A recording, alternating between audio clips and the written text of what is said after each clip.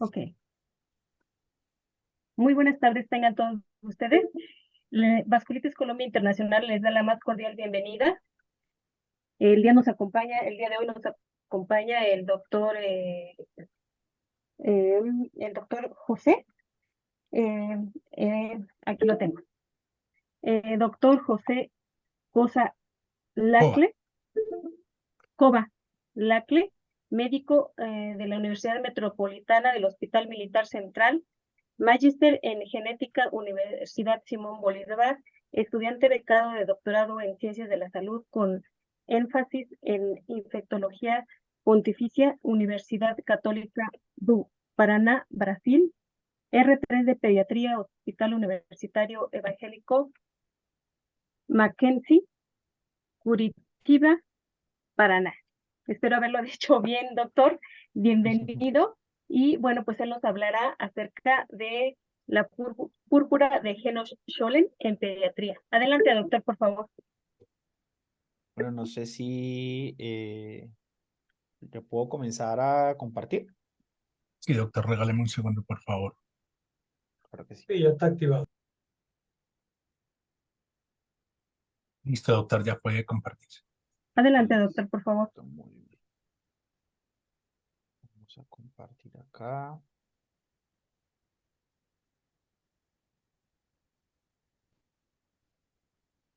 Creo que acá.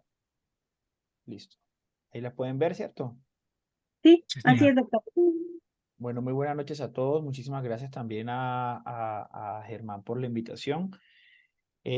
Básicamente fue algo así muy espontáneo, ¿cierto, Germán? Porque yo le comenté, ay, vamos a Sí, hacer señor. una charla sobre la vasculitis en pediatría, sobre la más común y claro, digamos, yo soy bastante académico, todo lo que tenga que ver charlas y visibilizar las enfermedades poco comunes. eh, es para mí una tarea que me he dado desde hace poco que comencé con las redes sociales, pero que ha sido bastante bien recibida. Entonces quiero agradecer. Vamos a hablar entonces en el día de hoy sobre vasculitis por inmunoglobulina A en pediatría. Entonces ustedes me van a decir, ah, doctor, pero ¿cómo así? ¿No era púrpura de Henoch-Schönlein? Pues ahora les voy a contar por qué. Entonces, básicamente los temas que vamos a tratar en el día de hoy vamos a hablar sobre cuál es la definición de esta enfermedad, los objetivos de esta charla, la epidemiología, los síntomas, el diagnóstico, cómo se hace, el tratamiento y cuáles son las conclusiones que yo necesito que se lleven a casa cuando escuchen esta charla, ya sea en este momento o por las redes sociales cuando ya quede guardada. Además del nombre común, el nombre, digamos, más antiguo, que es la púrpura de Henoch-Schönlein, también se conoce como síndrome de Henoch-Schönlein, púrpura alérgica, púrpura reumática, pero estos son nombres que ya cayeron en desuso. Actualmente estamos utilizando el nombre como tal del por qué se produce la enfermedad, que es una vasculitis por inmunoglobulina A. Eh, la vasculitis por inmunoglobulina A es la primera vasculitis más común en los niños, seguida por el síndrome o la enfermedad de Kawasaki. Digamos que la púrpura de Henoch-Schönlein para muchas personas es más desconocido que hablar de Kawasaki, y Kawasaki es la segunda causa. Entonces, por eso es importante uno, digamos, yo como pediatra, poder hablar de estos temas porque si no se cuida, si se pase a pasar por alto, si no se puede hacer nada, las consecuencias pueden ser muy graves. El 90% de los casos ocurre en niños. Cuando estoy hablando de niños, hablo por debajo de los 15 años. Pero de todos modos, digamos, la severidad con las complicaciones es mayor cuando estamos hablando que esta enfermedad ocurre en la población adulta. Y entre más años tenga el niño, mucho más graves las consecuencias que podría tener.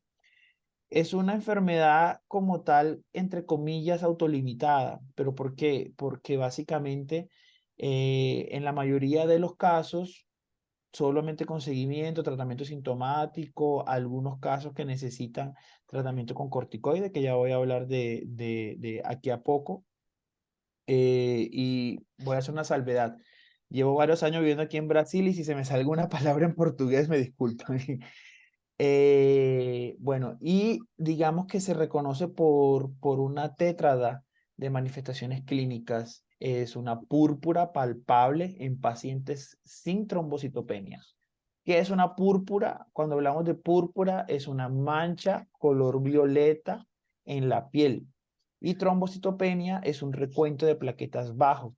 Estos pacientes que tienen esta enfermedad tienen unas manchas que son palpables. Cuando hablamos de palpables es que tienen un relieve en la piel, uno las puede tocar, a diferencia de otros tipos de púrpura. Púrpura como tal son las mismas manchas cuando salen de ese color violáceo en la piel que no son palpables o desaparecen con la palpación. Algunos pacientes manifiestan también artritis o dolores articulares. Muchos pacientes manifiestan dolor abdominal y hay un porcentaje importante de niños o adultos, que ya es mucho más raro, que esta afectación puede llevar a una afectación de los riñones y de la función renal. Entonces, ¿cuál es el objetivo que yo quiero que se lleven hoy para casa? Reconocer que hay una vasculitis de Genot-Cholin, una vasculitis mediada por inmunoglobulina A. Realizar un buen tratamiento, realizar un buen diagnóstico y con eso, obviamente, evitar complicaciones graves. Y obviamente cuando busco hacer este tipo de colaboraciones, es siempre para aumentar la visibilidad, porque uno no conoce lo que nunca ha visto. Y cuando ya alguien le habló, cuando ya alguien empieza ahí con el run run de que la enfermedad rara, enfermedad poco común, de que estas son enfermedades poco comunes, de que ya obviamente ese conocimiento va aumentando. Y no solamente para la población médica, sino también para la población general, para dirigentes y a futuro ojalá que también puedan entrar toda la parte política y todo esto que estamos en Colombia, pues. Entonces, una vasculitis. Cuando hablamos de una vasculitis, es una inflamación como tal de los vasos sanguíneos. ¿Y dónde tenemos vasos sanguíneos? En todo el cuerpo, absolutamente todo el cuerpo. Por eso, en la vasculitis mediada por inmunoglobulina A, podemos tener manifestaciones cerebrales, oculares, pulmonares, abdominales, en los riñones, en cualquier parte. Obviamente, uno de los órganos más grandes que tenemos es la piel. Entonces, por eso, cuando los pequeños vasos de la piel se van inflamando, porque se va acumulando esta inmunoglobulina, entonces ellos lo que hacen es que, entre comillas, se revientan y muestran estas alteraciones que podemos hablar. Esta inmunoglobulina no solamente afecta, digamos, a los vasos mayores o a los vasos menores, afecta a capilares, vénulas, arteriolas y a veces también puede afectar a vasos de mayor calibre. Como les comenté, tenemos vasos en todo el cuerpo que son los que llevan la sangre arterial, la sangre oxigenada y traen ya toda esa sangre venosa. Entonces, por eso los síntomas pueden, digamos, depender de dónde hay mayor acúmulo de esa inmunoglobulina A. Hablando un poquito de la historia, el primer caso fue descrito en 1802 por un médico inglés de nombre William G. Verden. Ese médico describió un caso de un niño casi adolescente, 13 años, con unas lesiones típicas en la piel y además de eso con dolor abdominal. Luego, 6 años después, en 1808, el dermatólogo Robert Williams describió un caso de una niña de 6 años con afectación renal, unas lesiones en la piel palpables y sin trombocitopenia. En ese momento, digamos, no hubo una correlación, pero ya casi 50 años después, esa enfermedad se comenzó a conocer como enfermedad de Heberden-Williams. Ese nombre entró en desuso ya al final de 1800, cuando el profesor Cholin con su alumno Genoch, Edward Henry Genoch, comenzaron a estudiar los pacientes que presentaban este tipo de manifestaciones. Entonces, por ejemplo, ellos, como les dije, fue profesor y fue alumno. El profesor Cholin se encargó más y estudió toda la parte que era la parte de la púrpura como tal, las lesiones de la piel, la parte de las artritis asociadas, y al doctor Genoch fue, digamos, el que pudo descubrir toda esa afectación gastrointestinal, y posteriormente, gracias a los descubrimientos del doctor Genoch, ya entonces se supo de los otros tipos de alteraciones. Y ese posteriormente fueron 41 años exactamente después, en 1901, que William Osler fue la persona que reconoce ese mecanismo patológico, que hoy en día ya podemos conocer como vasculitis de inmunoglobulina A. Entonces la epidemiología es muy variada, es muy variada. La población asiática hay un porcentaje mayor, hay una incidencia mayor, obviamente.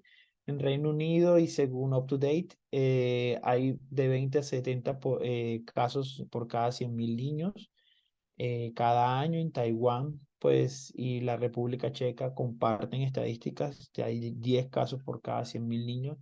Francia está dentro de la misma media, 19 casos por cada 100.000 niños, y Corea del Sur pues ya está mucho más alta, en 56 casos por cada 100.000 niños. Y este es un artículo muy interesante, es un artículo publicado por Camilo Enrique Rincón Millán en el año 2017, de que habla sobre la prevalencia en el ámbito hospitalario. Pero aquí hay que hacer una salvedad importante. Como yo les dije, la mayoría de los casos, los pacientes ni siquiera necesitan quedar hospitalizados. Ya los casos mucho más graves, ya se necesita obviamente una hospitalización. Si bien el doctor Rincón Millán dice que la prevalencia en Colombia son de 2.07 casos por cada mil hospitalizaciones de pacientes pediátricos, yo creo que esta cifra está subdiagnosticada.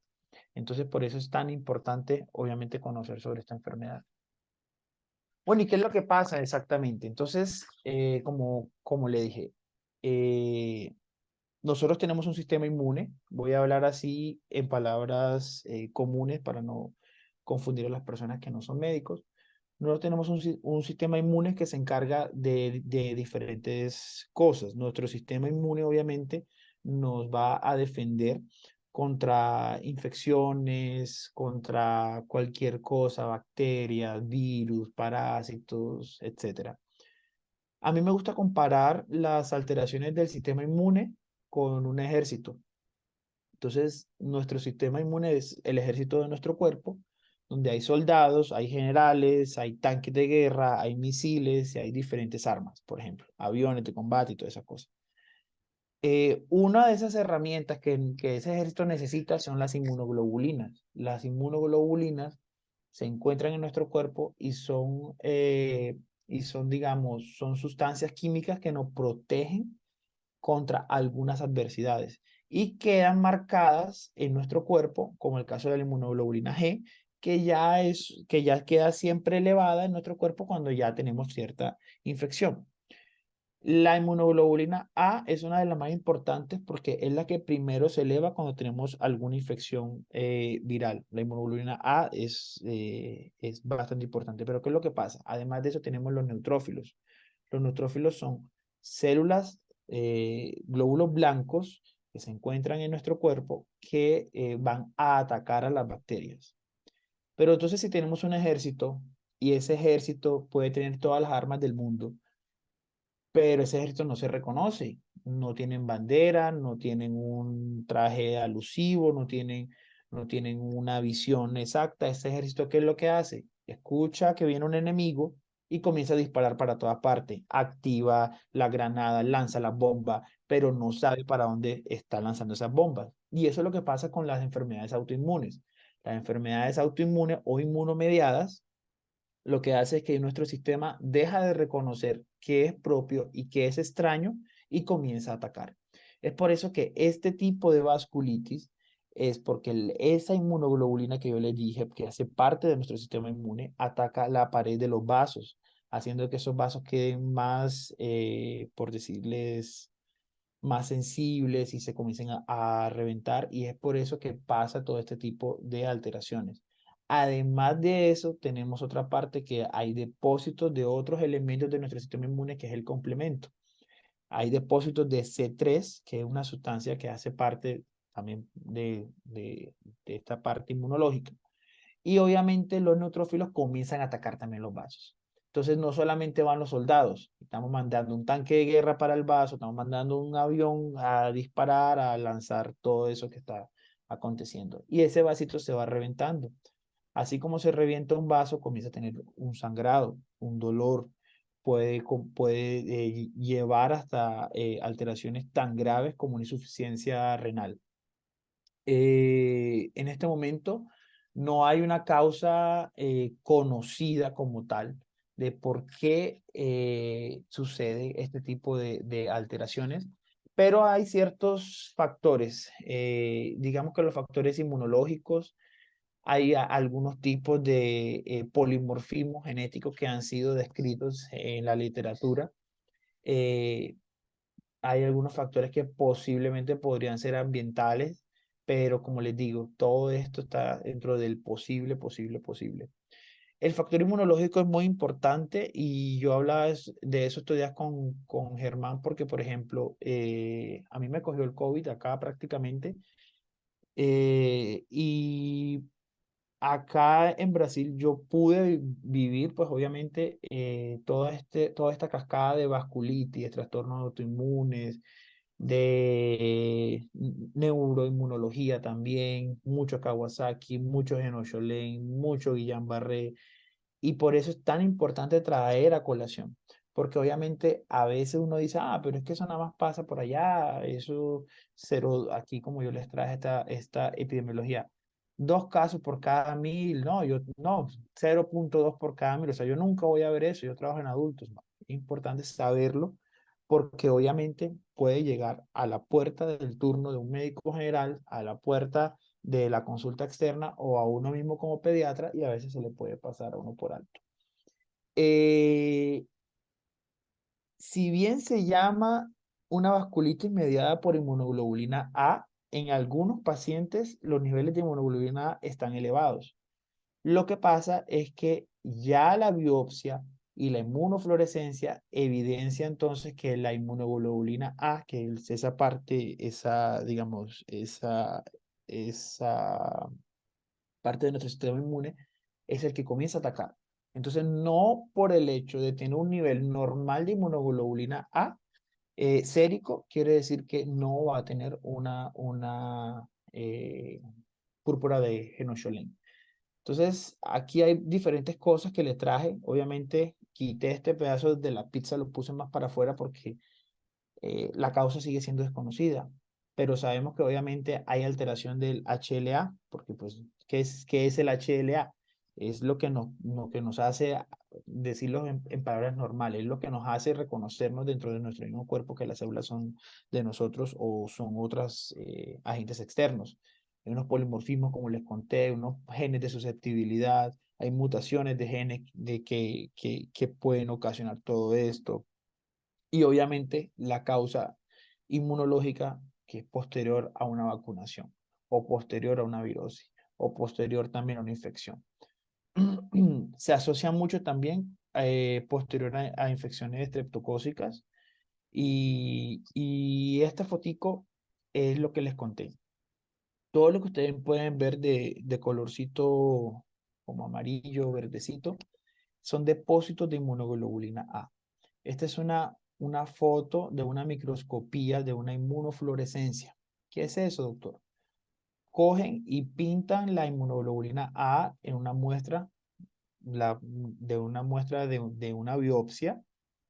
Mediante un microscopio especial le tiran una foto y se ve así. Entonces, esto es una foto de una biopsia renal. Yo quiero que vean, obviamente, toda la tortuosidad que hay en todas estas cosas. ¿Por qué? Porque es que esos eran vasitos. y los vasitos, como les mostré aquí en esta diapositiva anterior, los vasitos son así, son unos tubitos los más de bonitos, y vea cómo obviamente quedan por causa de la inmunoglobulina A. Entonces, ¿cuáles son los síntomas? Entonces, como les dije también, el 50% de los casos puede ser, digamos, ocasionada después de una infección de vías respiratorias alta. La más común es por estreptococo, pero también pueden acontecer también por las otras causas que les conté. Algunos niños pueden presentar esto por picaduras de insectos, pero igual, hay muchos casos que no hay una causa específica conocida. A veces simplemente tener algún contacto, un contacto ambiental o puede ser la parte inicial de una enfermedad reumática futura. En el año 1990, el Colegio Americano de Reumatología se sentó, se reunió y estableció los criterios diagnósticos que hasta el día de hoy estamos utilizando. Si bien acá uno de los criterios diagnósticos que yo les coloco acá es la edad, menor a 20 años, pero puede acontecer en niños mayores, en personas adultas, perdón. ¿Por qué les coloco acá púrpura palpable en color amarillo, bien grande, bien bacano acá? Porque el criterio principal es la púrpura palpable. Y esta púrpura palpable es, como les dije, va a ser una mancha de color púrpura, de color violeta, que más comúnmente va a ser en una área que es afectada por la gravedad. ¿Cuáles son las áreas que afecta la gravedad? Los pies, las piernas, las manos. Entonces, tiene un relieve. Y teniendo la púrpura palpable y cualquiera de estas otras tres, sea una edad menor a 20 años, una biopsia que demuestre un dolor abdominal agudo, ya nosotros podemos cerrar el diagnóstico. El diagnóstico es clínico, y en algunos casos se necesita, pues obviamente, algunos otros estudios como unas biopsias. Estos criterios tienen un 93% de sensibilidad y un 89% de especificidad, pero la púrpura tiene que estar presente siempre. Entonces, estas son las lesiones típicas. Si pueden ver acá este piecito de la primera foto, se puede ver que hay unas, digamos, unas costras, y todos esos son vasitos que se volvieron al principio tortuosos y después se fueron reventando poco a poco. ¿Por qué les traje estas tres fotos? La primera es una púrpura obviamente mucho más grave, que ya se puede ver en la foto que hasta está comenzando con algunas úlceras. La segunda es un caso moderado y la tercera foto, de izquierda para derecha, y la tercera foto acá es un caso mucho más leve. Pero ¿qué es lo que pasa? Esas lesiones, como les comenté, se pueden llegar también hasta ulcerar en los casos más graves. Entonces toca tener bastante cuidado porque hay una vulnerabilidad de todos esos capilares, de todos esos vasitos que se encuentran irrigando la piel. Entonces, ¿cuáles son los síntomas? En el 75% de los casos vamos a tener obviamente las lesiones palpables, la artralgia, que es el dolor articular, o la artritis, que es la inflamación de la articulación, puede ocurrir en el 50 al 84% de los casos. Según las fuentes que consulté, estas artritis son oligoartritis, entonces pueden ocurrir en algunas articulaciones, 3, 4 articulaciones, pero entonces también son en articulaciones mayores, articulaciones rodillas, caderas, codos, hombros. El dolor abdominal se encuentra en el 50% de los casos, y aquí hay que hacer una salvedad. En el 50% de los casos también se va a tener, eh, además de eso, afectación renal.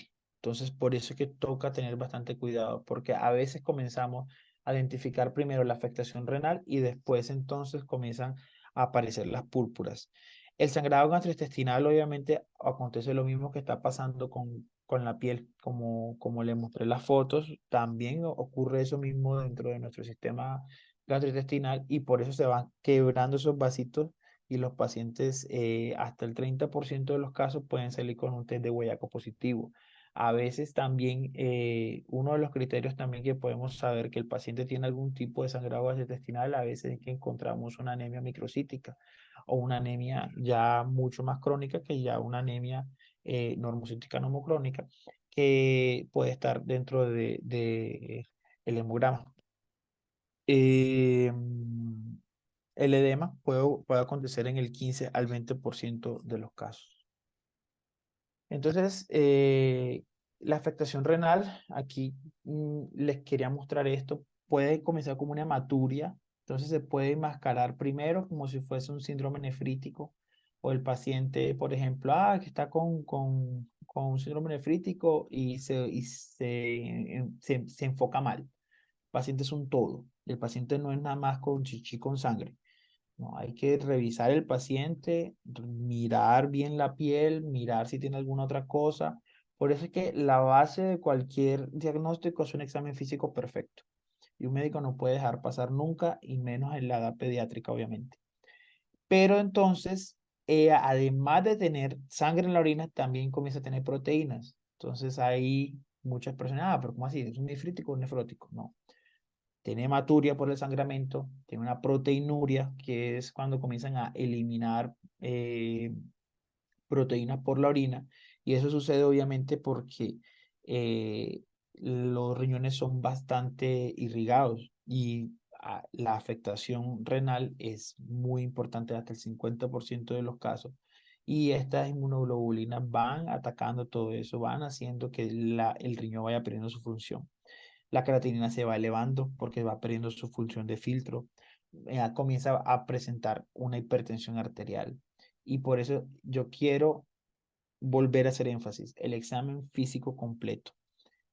Nosotros los pediatras no tenemos la costumbre de aferir la presión arterial y es un signo vital importante que si llega un niño, obviamente, con una hematuria, con una cosa, tenemos que pedirle siempre una presión arterial y con un manguito adecuado, mirando gráficas, mirando percentiles, porque no es al ojo como en el adulto. Eh, claro, como les comenté anteriormente, entre más edad tenga el paciente, más grave van a ser las secuelas o las complicaciones secundarias a esta vasculitis.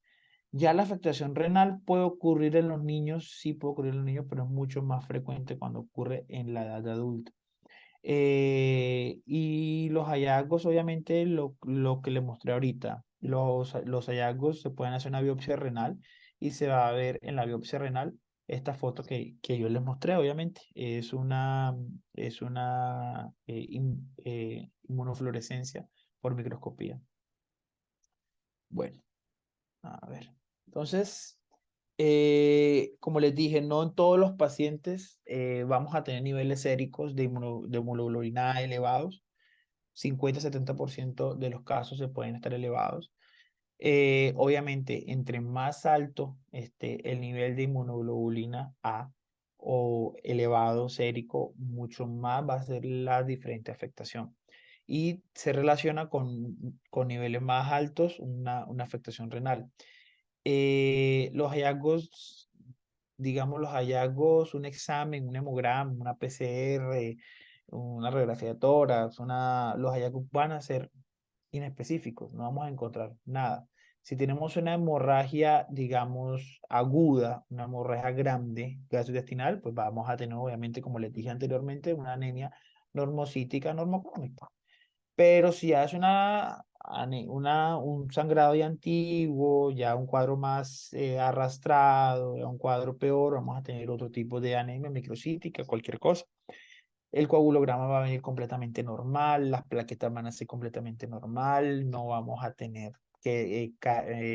trombocitopenia, que es una de las cosas más importantes que hay que diferenciar con otros tipos de púrpuras.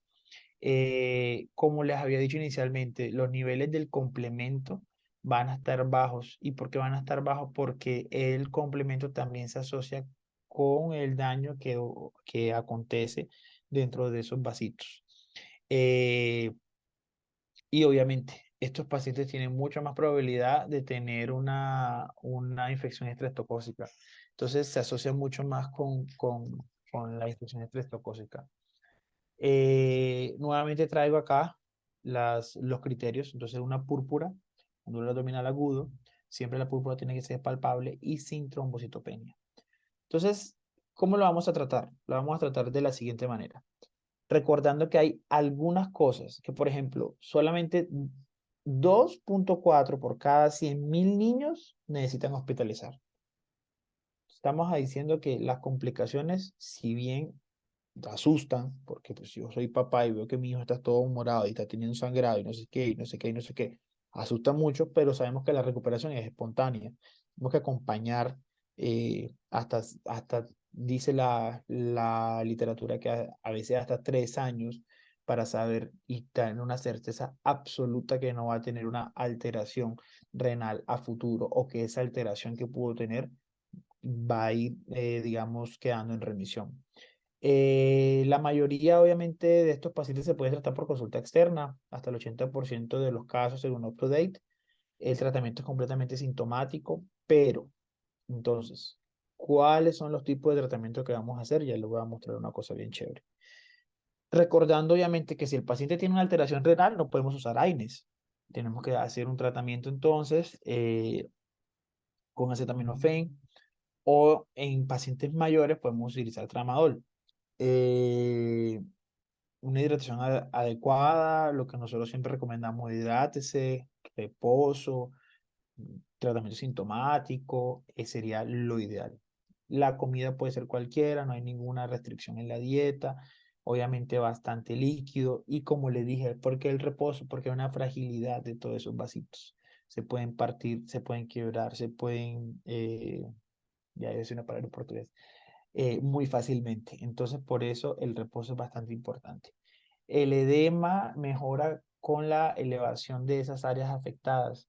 Y obviamente estas cosas se pueden hacer en la casa, pero ya cuando tenemos entonces una insuficiencia renal aguda, un sangrado gastrointestinal importante, alteración de la función renal, alteración ocular, que no lo coloqué dentro de los porcentajes, porque la verdad es que hasta el 5% de los casos puede tener una alteración visual, te necesita hospitalizar al paciente. Y esto va de paciente a paciente. No hay una regla que yo les diga en este momento, no, vamos a hospitalizar este sí y este no. Entonces, este organigrama es súper chévere. Se los traje acá para que lo estudiemos juntos. Está en inglés, pero yo se lo voy a traducir. Entonces, listo. Lo primero que tenemos que saber es si el paciente tiene un dolor abdominal severo con limitación para vía oral y si el paciente requiere hidratación endovenosa o requiere hospitalización. Si el paciente tiene un dolor abdominal que necesita todo esto, que requiere y que no tolera vía oral y que lo vamos a hospitalizar, obviamente la ruta es utilizar metilprednisolona de 0.8 a 1.6 miligramos kilo día de 3 a 5 días. O sea, vamos a hacer una pulsoterapia. Y obviamente cuando estemos usando este medicamento tenemos que estar monitorizando al paciente porque hay algunos casos pues que los pacientes pueden ser hasta eh, que no mejoran con la pulsoterapia. Tenemos que monitorizar los sangrados, tenemos que revisar cuando son niños si presentan algún tipo de intususcepción, que también es una complicación importante que olvidé de comentarles. Un infarto del vaso también toca estar pendiente. ¿Y cómo hacemos todo esto? Con exámenes de imágenes. Tomografía, ecografía, sería bastante importante, obviamente. Pero entonces, si el paciente puede recibir vía oral, no necesita hidratación endovenosa, no necesita hospitalización, entonces seguimos esta otra ruta. Es la ruta que dice que el dolor es tan severo que interfiere para el paciente deambular o para sus actividades diarias, entonces listo. Ahí preguntamos, sí, bueno, ¿el paciente tolera vía oral? Sí, sí tolera vía oral, entonces vamos a tratarlo con prednisona oral de 1 a 2 miligramos kilo día por 3 a 5 días. También vamos a hacer una pulsoterapia, pero hacemos una pulsoterapia, una corticoterapia, pues no a dosis para pulso, por 3 a 5 días, máximo dosis diaria de 60 miligramos, y vamos a monitorizarlo también para saber si el paciente va a tener algún tipo de sangrado, si lo podemos manejar en la casa mucho mejor. Obviamente, señor, retorne o traiga a su hijo inmediatamente si comienza a sangrar o cualquier otra cosa. ¿Tiene una respuesta inadecuada al tratamiento que hizo? Pasamos entonces para la metilprednisolona, ¿vale? ¿Tuvo una respuesta adecuada? Excelente. Entonces ya podemos continuar con el tratamiento ambulatorio.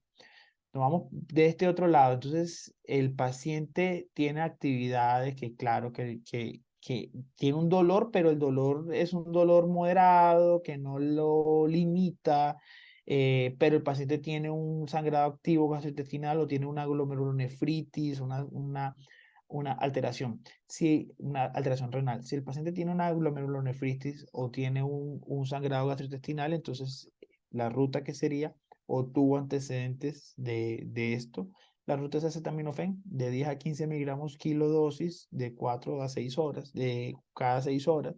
Quise de 4, pero vamos a olvidar ese 4 aquí. Y si en el caso que el paciente nunca tuvo ni una úlcera gastrointestinal ni tampoco tuvo una afectación renal, podemos utilizar naproxeno o ibuprofeno. Esto es lo que el médico general o el pediatra podría hacer.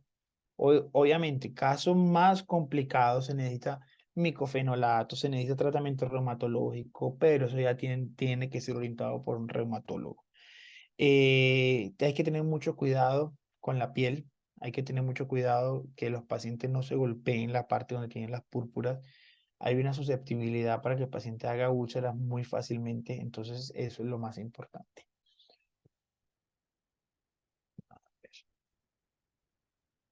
Bueno, entonces, como conclusiones finales, aquí les digo que reconocer este tipo de enfermedades que son poco frecuentes te hace un mejor médico. Eso es de ahí. Cuando uno conoce el pan de cada día, listo, el pan de cada día se aprende con la práctica. Pero cuando uno aprende a tener una visión más ampliada de estas enfermedades poco frecuentes y buscamos visibilizar todo esto que sea poco frecuente, entonces estamos haciendo algo y estamos muchas veces salvando muchas más vidas de las que podemos pensar. Y obviamente que el diagnóstico va a ser mucho más rápido. Entonces, muchísimas gracias. Aquí les dejo mis redes sociales. Si tienen alguna duda, alguna pregunta, quedo aquí a disposición para cualquier tipo de, de comentario. Muchas gracias. Doctor José, buenas noches. Muchísimas gracias, doctor. Excelente. Es muy valiosa la información, ya que es muy poca, por no decir prácticamente nula, la información que de este tipo de diagnóstico que con evidencia científica que encontramos los pacientes a menudo, ¿no? Aprovecho para darle la bienvenida que nos está acompañando la doctora médico reumatólogo Marta Ligia Lacayo, Marta Ligia Ramírez Lacayo de la Ciudad de México. Doctora, bienvenida. Eh, y bueno, con esta charla, esta es nuestra última charla del mes de agosto, un mes muy especial para nosotros, doctor, porque se conmemora el mes de las enfermedades reumáticas. Entonces, gracias por ayudarnos a visibilizar, a informarnos, y si tienen alguna pregunta, que estoy seguro que hay bastantes preguntas, por favor pueden levantar la mano. Sí, adelante, o pueden abrir también su micrófono, por favor. Doctor, si Por ahí. gusta, por favor, cerrar. Ah, vale. Dejo de compartir ya. Eso. Sí, muchas Gracias, gracias. doctor. Ahora sí. Gracias. Ujú. Por ahí Karen tenía una pregunta, no sé si gustes hacerla. Abre tu micrófono, Karen. Hola, buenas noches. Nada, yo Hola, quería Karen, hacerle buenas una pregunta noches. porque quizás me distraje un poco. Quería preguntar si era genético. Bueno, hay algunos polimorfismos genéticos asociados, pero no hay una causa o no hay, digamos, una heredabilidad que ya uno pueda decir sea una causa específica, ¿sí? Polimorfismo que son varias mutaciones en varios genes que al mismo tiempo pueden hacer que el paciente sea mucho más sensible, pero una causa genética reconocida como tal todavía no hay. Ah, mi hija empezó cuando tenía 4 años, o sea, hoy en día tiene 5, igual empezó este año, en febrero de este año, el 27 de febrero. Ella se acostó a dormir la siesta y empezó con un tobillo hinchado. Cuando la llevé a un hospital, le pusieron yeso por las dudas, por si tenía alguna fractura que no se veía o algo de eso. Después, durante la noche, yo veo que seguían saliendo hematomas por todo el cuerpo, entonces dije, quizás le picó algo. La llevé a otro hospital y ahí directamente quedó internada. Estuvo durante 6 meses, le repetían los análisis 2 o 3 veces a la semana. Tenía que llevar 24 horas, tenía que juntar la orina. Estuvo por ir a diálisis, pero gracias a Dios hoy en día no. Y lo que sí le complicó mucho el riñón. Y por eso es tan importante, por ejemplo, lo que dentro de la diapositiva coloqué bastantes cosas sobre la afectación renal, porque listo, yo tengo un niño, por ejemplo, en mi consulta como pediatra, que no tiene afectación renal. Lo puedo manejar completamente normal, se puede manejar, vamos a vernos de cada mes, vamos a vernos aquí, pero ya cuando tu hija ya está con todo eso y todo lo que tú me estás contando, obviamente, Karen, tienes que cuidarla de la alimentación, tienes que cuidarla de la ingesta de sodio, tienes que cuidarla a futuro, obviamente, cada vez que tú vayas donde algún médico, doctor, ella tuvo una afectación renal para que no le vayan a mandar AINES, que no le vayan a mandar ibuprofeno, ni diclofenaco, ni nada de eso, y son cosas que tú tienes que recordar siempre, porque pues hay muchas Sí, personas que no saben. sí, ella lo único que puede tomar es ibuprofeno. Por ejemplo, si ella tiene tos y yo le doy un remedio para la tos, comienza a brotarse, a salirle todos hematomas de nuevo.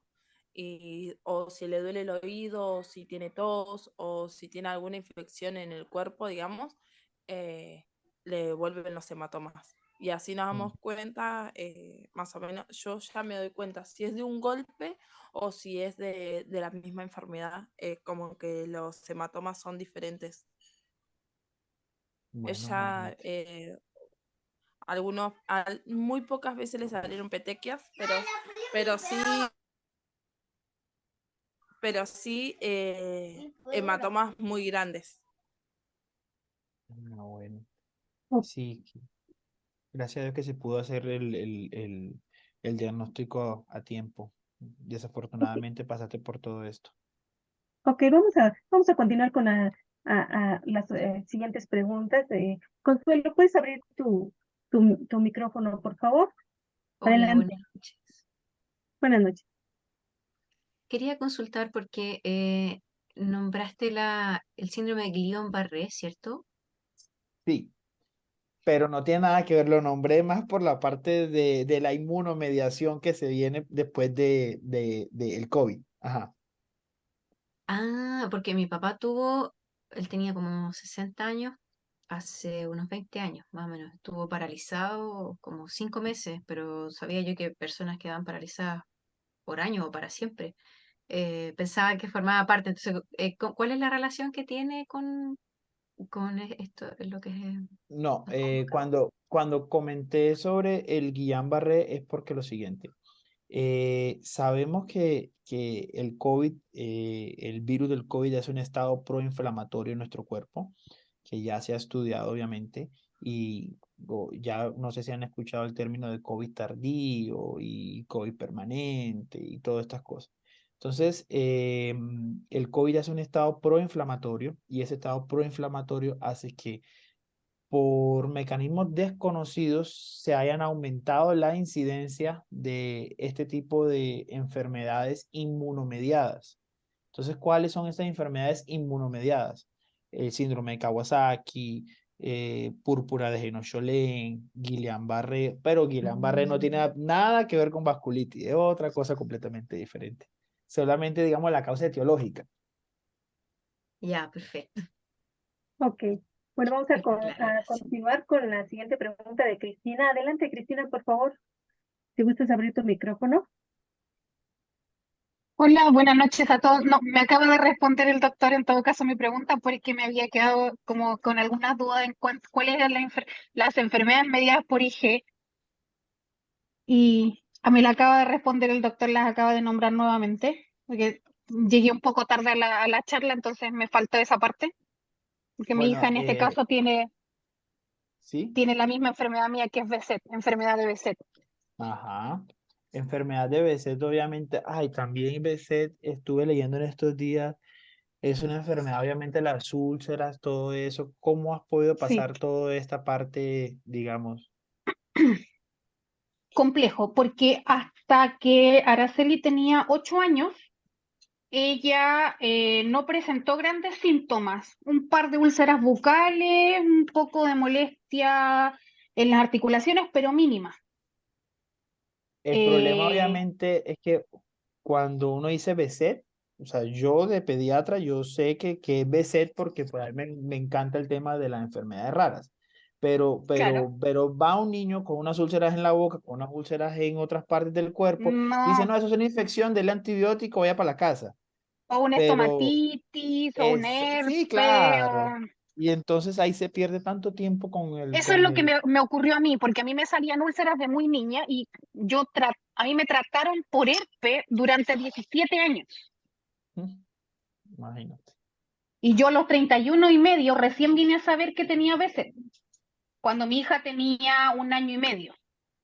Y a ella a los 4 años le diagnosticamos el BSEP.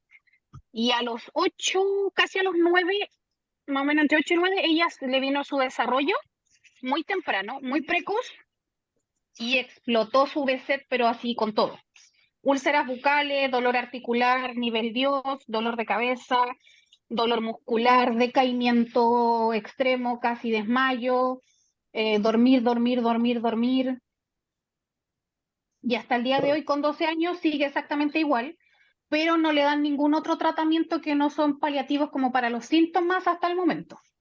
Lo que pasa es que, digamos, la gran mayoría de estas enfermedades, pues, tiene, digamos, el tratamiento es sintomático, porque Sí. desafortunadamente no hay como uno, no hay, la ciencia no ha llegado hasta allá, hasta resolver la causa. Si Germán me permite, también en estos días quedamos que íbamos a hacer después una charla de Kawasaki, también podemos hacer una charla sobre Behçet, que también me parece súper importante y súper Muchísimas gracias, desconocido. doctor, porque de verdad en adultos uno tiene más conocimiento, pero en niños no existe. O sea, claro, yo trato de hacer memoria qué es lo que pasaba conmigo a la edad de ella. Hay algunas semejanzas, pero hay otras que no. No, claro, claro. Entonces, claro, uno por ahí, como dicen, trata de pavimentar un poco el camino, pero más que eso no, porque ni siquiera los doctores tienen la expertise de saber cómo tratarlo, qué Sí, hacer. claro. Tienes toda la razón. Ok. Y Sí, sin contar Mayra, que tratan ¿cómo? como por partes, así como el síntoma puntual, no el general. Ay, amiga, yo sé, yo sé cómo es eso, porque te ve la cabeza ya con el neuro, pero no te preocupes, que bueno, vamos a hacer todo lo posible entonces por visibilizar. Ok, muy Gracias, bien. Muchas doctor. gracias, doctor, un Sí, gusto. Doctor, alguna vez, doctor, leí el doctor Bechet, ¿no? Cómo describió por primera vez la enfermedad de Bechet, ¿no? Sí, Cómo a partir de unos síntomas de las úlceras mucosas, después empezó a recibir otros pacientes con otra sintomatología y cómo él fue capaz de darse cuenta que era una sola enfermedad, ¿no? Lo Nadie que le pasa, creía a él, nadie le lo que pasa creía. es que en este momento hay una corriente de expertos y más que todo turcos, obviamente, porque es una enfermedad que viene más de población turca, que dice que BSET no es una enfermedad, sino un grupo de enfermedades. Entonces, posiblemente yo creo que en los próximos años ya va a salir, digamos, un tipo de clasificación sobre BSET, porque no Ah, porque, por ejemplo, por el caso aquí de la amiga que nos contó que tiene BSET, que la hija tenga diferentes síntomas no quiere decir que no sea, es que posiblemente tiene un subtipo de BSET diferente. no es el primer caso que conocemos, doctor, de madre e hija con enfermedad de Behçet. No es el primer caso, conocemos ya tres casos. Doctor, yo quiero hacerle una pregunta sobre Señor. púrpura de Geno-Soleil.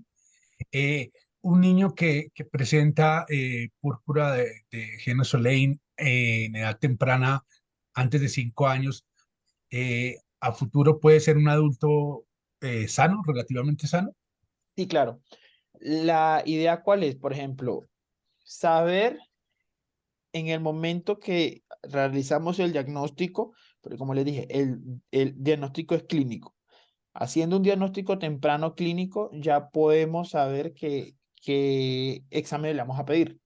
Función renal, vamos a pedir función hepática, vamos a pedir todos los exámenes generales. Si el niño, por ejemplo, que tiene las petequias y tiene las cosas y además de eso está orinando sangre, sabemos que tiene un riesgo mayor y tenemos que cuidar el riñón y que tiene que obviamente comenzar a realizar todo el seguimiento por el nefropediatra. O también si no es, si se va resolviendo, hasta uno mismo como un médico pediatra también puede comenzar a hacerle su seguimiento. Pero es una enfermedad autolimitada. ¿Cuánto se demora todos los síntomas? No se sabe con certeza porque en este tipo de enfermedades cada paciente es un mundo, cada paciente es completamente diferente. Pero ese niño va a crecer y a futuro, si no tuvo una complicación mayor, se supieron llevar bien los síntomas, se identificó adecuadamente, se hizo un buen abordaje, posiblemente no va a tener ninguna otra complicación. Ok, Muchas gracias, doctor. muchas gracias, doctor. Bueno, aquí la doctora Marta Alicia Ramírez manda un mensaje, dice excelente presentación, felicitaciones a Marpac, saluda desde Ciudad de México, muchas gracias. Y bueno, Muchas una de las gracias. últimas preguntas es de Mayra Lorena Luna Arellano, que dice, buenas noches, una pregunta, doctor, ¿es normal que las petequias salgan en la espalda en la púrpura de Genos? Sí, Mayra, mira, digamos que pueden salir en cualquier parte del cuerpo, como yo te comenté, cualquier parte donde esos vasitos estén afectados por la inmunoglobulina pueden salir.